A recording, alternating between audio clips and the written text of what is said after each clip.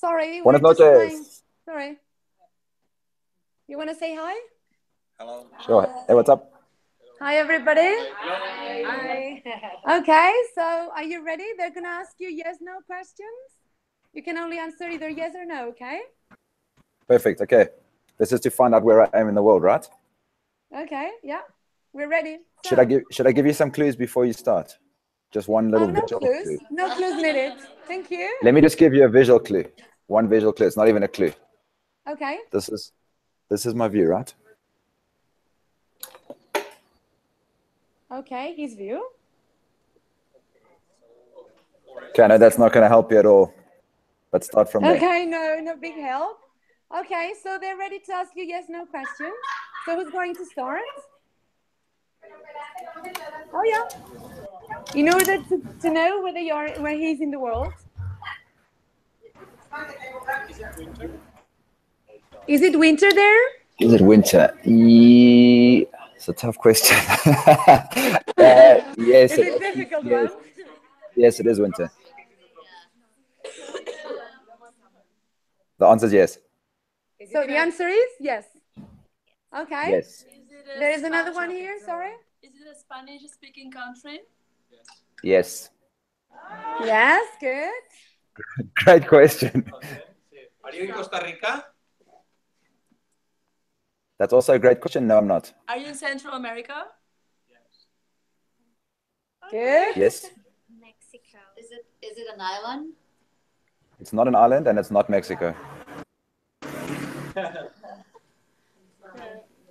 Is it in a country close to Nicaragua? It is close to Nicaragua?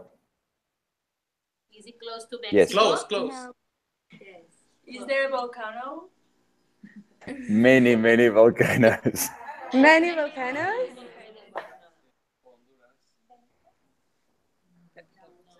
Are you in Guatemala? Say that again. Are you in Guatemala? Yes, I'm in Guatemala. Well done. Hooray. Big applause. Yay. Okay, well done. So thank you, Gareth. Whereabouts in Guatemala? Yes. Do you want to guess that or should I just tell you? Okay. Actually, they were asking There's only a another couple of big question. cities there. Sorry, say that again. There's only about 3 or 4 big cities in Guatemala. If you know what they are, you can guess them or I can just tell you. Okay. Guatemala City. Are you in Antigua? Guatemala City, no. Antigua, exactly. Yeah. Wow, hooray. You've been there? Yeah. Olga's been there already. So she says it's a good place. She was there. Okay, now, who's going to ask the first question? I told them a little bit about your bucket list, but I'm sure you're going to be the perfect one to tell them. Okay.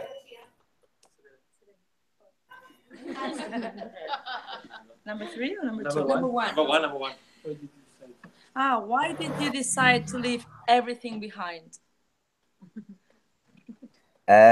So my journey to leave everything behind didn't start off as a plan to be a full-time traveler. My initial idea was just to go for 6 months. I had been working in a business that I owned in South Africa, and I'd been working in that business for about 10 years.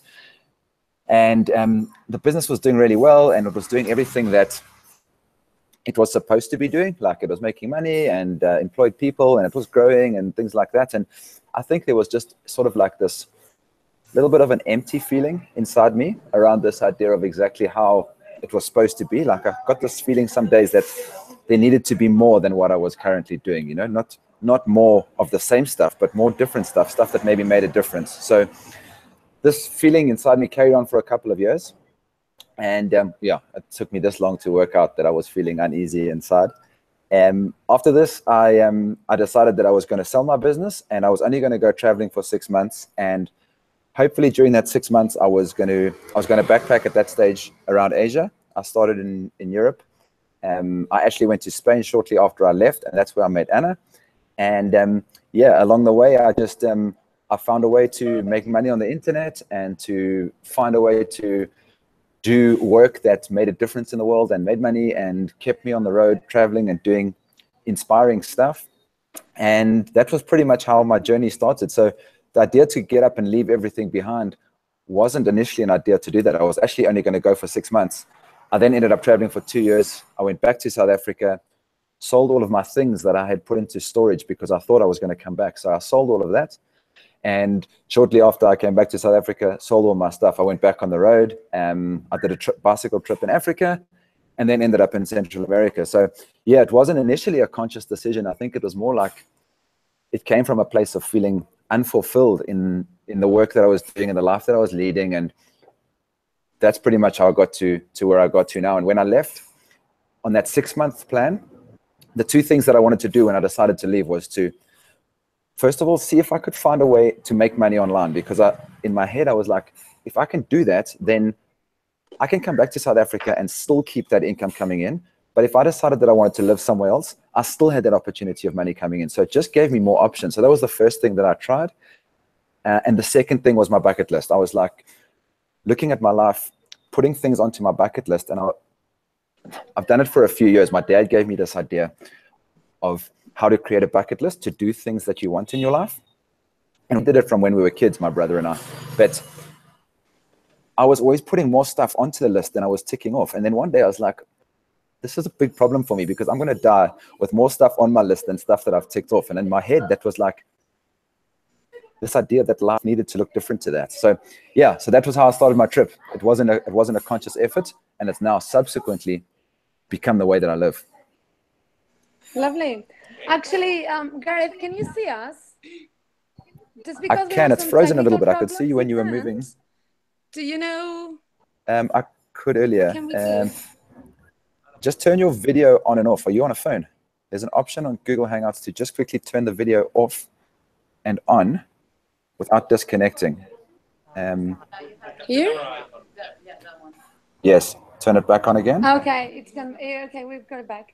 Okay, actually, Cool, we've perfect. got like about 10 questions, and now we can No go. worries. Actually, can we change a little bit the questions we were asking?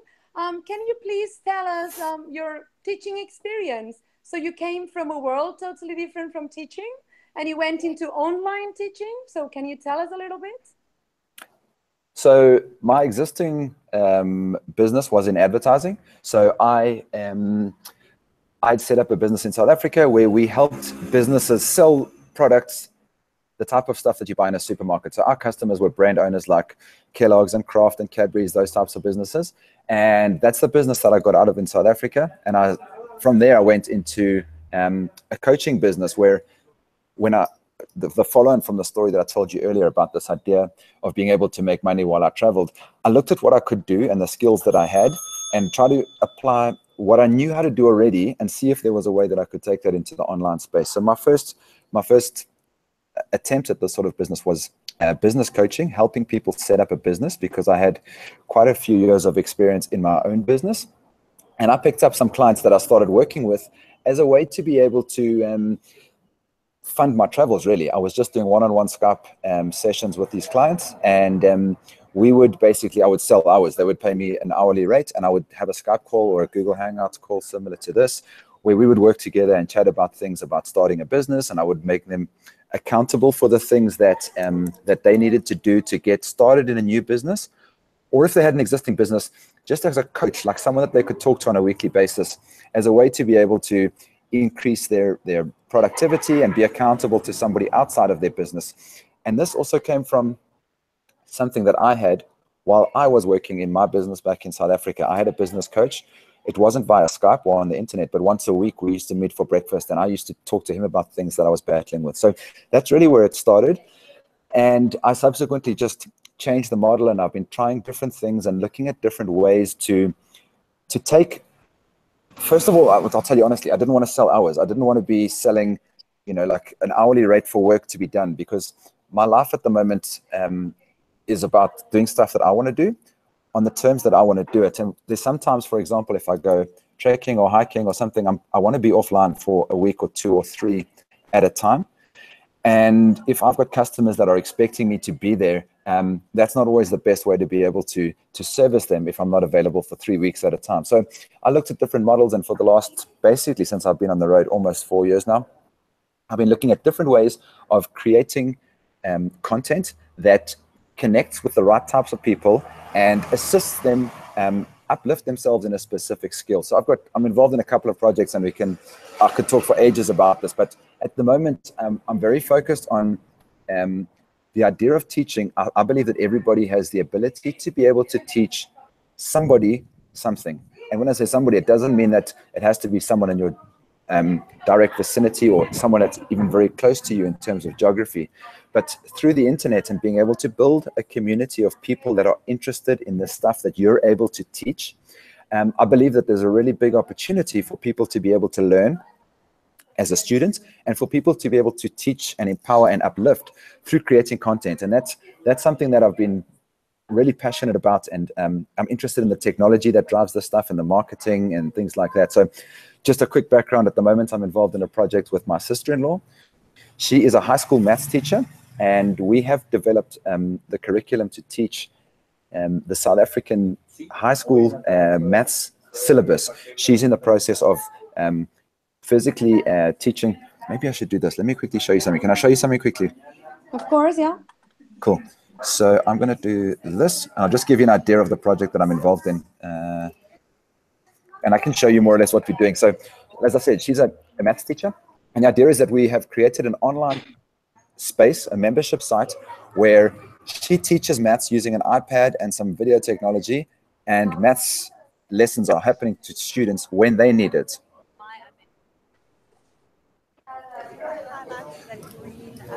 I'm not sure whether you can hear what she's saying. Yeah. So she goes through the maths lesson and she teaches this online, and it's basically like having a teacher available when you need it. Let me just make sure I don't do this. So yeah, so she has now created this content as a way to be able to, without having to sell hours and go and teach all the time, she can help the students that need the help when they need it. The internet makes it possible for them to be able to get maths help right when they need it, the night before an exam or when they've got a project or something. So that's one of the projects I'm involved in. I'm involved in a few others that relate specifically to what I'm doing. And I'll just take this opportunity now to say the next thing that myself and a partner are going to be kicking off with in the new year is a program called Ignite. And the idea of this is going to be very simply helping people come up with an idea of something that they want to teach, and whatever they teach doesn't really matter. It's going to be about helping them understand what the best way is to teach that skill, how to find an audience of people that would be interested in learning what they have to teach, and then actually helping them go through every single step of the process, from developing their content, whether it's video or PDFs or whatever it is, as well as build a WordPress website with protected content and some free content, a marketing strategy to get their content out there, and a way to basically take it from an idea to a finished product. So it's going to roughly be a 6-month course, and we're kicking that off in the new year. So that's really my interest in teaching, and yeah, exactly where I've got to at the moment based on the stuff that I'm working on right now. Does that answer your question? That's great. Actually, that's what we call flipped classrooms. So sometimes our teaching is not enough, so we give them some video. Yes. Teaching in class. Cool. That's awesome. I love it. Okay. So we'll keep in touch and see your future projects. For sure. Anything else you want to ask?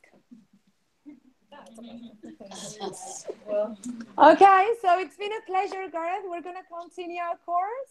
So cool, we'll cool. Keep in touch. Okay, enjoy the rest of your trip. Okay, everyone, say bye-bye. Thanks, Anna. Nice to meet you. Buenas noches. Bye-bye.